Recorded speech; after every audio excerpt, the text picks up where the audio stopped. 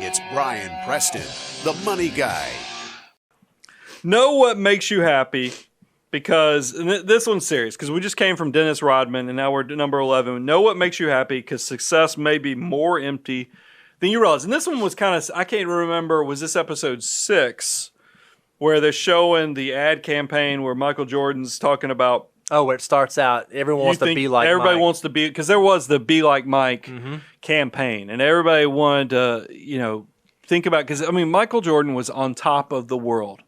Absolutely one of the most, if you think about top 5 people, probably Michael Jackson, Madonna, I said Oprah. I was trying to think of who had, who would, when you went out in public, probably, like right now, Taylor Swift would probably be the type of person that when, like when you watch that Taylor Swift documentary, you get the same feeling that she can't leave her house. That's right. It makes her miserable. Michael Jordan's the same way. You see him laying on a couch in a hotel smoking a cigar. By the way, I don't think they let you do that anymore. But back in the 90s, you could smoke a cigar anywhere, obviously. And by the way, you smoke a cigar before you played in games. I'm about to say, too. In the locker room. So it's kind of, but it is one of those things where he only got to be himself or be around. And you had even said in pre-show planning, do you think Michael Jordan has a lot of friends? Yeah, that was something I was really curious about, because you hear all these players talk, oh yeah, he's the greatest, he's the greatest, he's the greatest. Oh no, playing with him was horrible. Being on this team was horrible.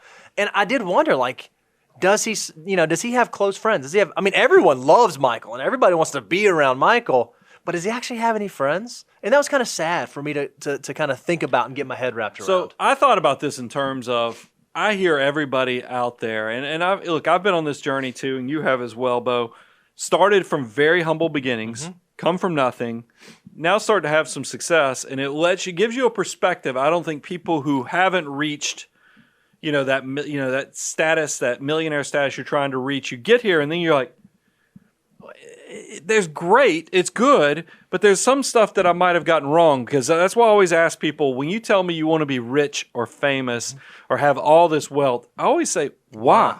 Yep. Because that's the big part, because without the why, I think you're going to be greatly disappointed, because you're going to wake up, I've dealt with so many business owners, they sell a business. We've had clients sell businesses for upwards of $100 million. Yeah. They wake up one day this way, wake up another, and now they have this big pot of money. And it's not, if you don't know why you're doing it, why you're waking up in the morning, it can be completely empty for you. And I thought this was a great stat that we got FTE Daniel to go pull for us. From a 2014 study, it found that famous musicians and rock stars die from unnatural causes 5 to 10 times more than the general population, and they live 25 years less than average. Yeah, and that's it sounds like there's a burden, there's a heaviness that comes with fame and notoriety and that kind of stuff, that maybe it's not all it's cracked up to be. Maybe if the only reason you want to be famous is so that you can be famous, maybe you're asking for something that you don't really want. Well, and I think about, like, Michael Jordan was held up as this great role model. Tiger Woods was kind of in this thing. And then you find out they're just human like the rest of us. And I want to get to the planning concept, but I do want to make sure I get this in before we close the show. Michael Jordan, because you had mentioned, do people know who he was?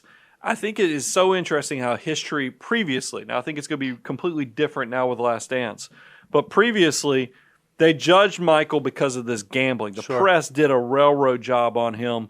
But you have to realize, you don't get the competitive guy that won all these championships and not get that quirkiness that probably needed to scratch the itch with gambling or something else.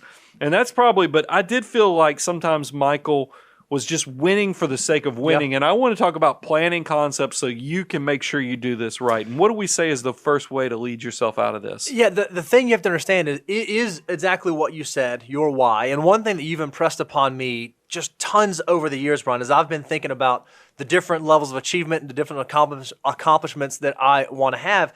You said, hey, slow down, the journey might be part of it. And I think if you were to ask Michael, he was racing to be the best, to be the best, to be the best. What was actually fulfilling is the journey of getting there, winning the 6 championships and going through that and putting in the time and doing financial independence and building wealth is kind of the same sort of thing. Everybody wants to be wealthy, but as I've kind of moved in that direction, it's the journey. It's the small little things that you do along to get there that are kind of fulfilling. Talking about that advisor skills failure that we had 10 years ago and what it's ultimately led to with the success of this show, it's kind of fun. It's gratifying. And if you would ask about then, I would have wanted advisor skills to blow up and be the biggest thing out there. Yeah. But the journey of going through that and coming down and I think that's been a lot more fulfilling going on the journey than actually having the success of it. Well, you said two things there: fulfilling and then why. Those are the parts. Because here's the thing: I'm going to just go ahead and let the cat out of the bag.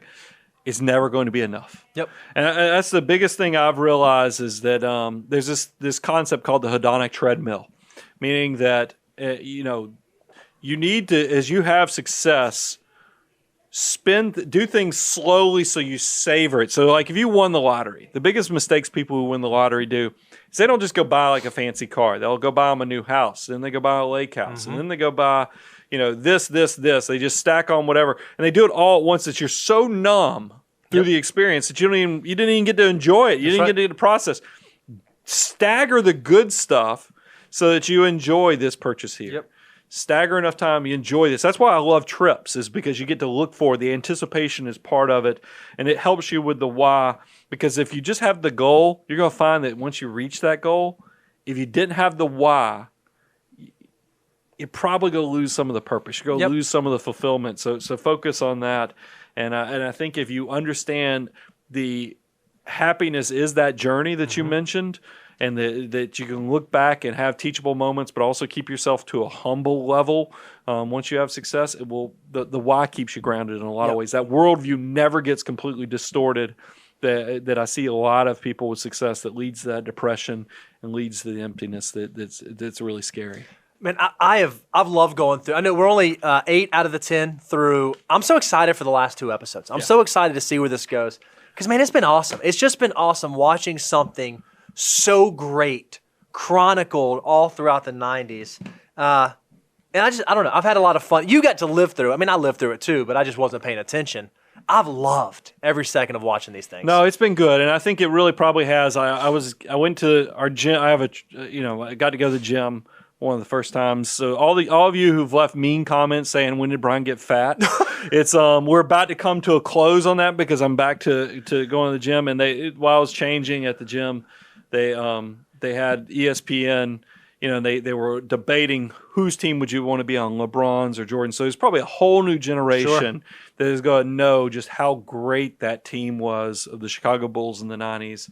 And it was just fun. So go check it out. We get nothing for this. It's not like ESPN goes, hey, you know what we need in our marketing plan? The Money Guy Show.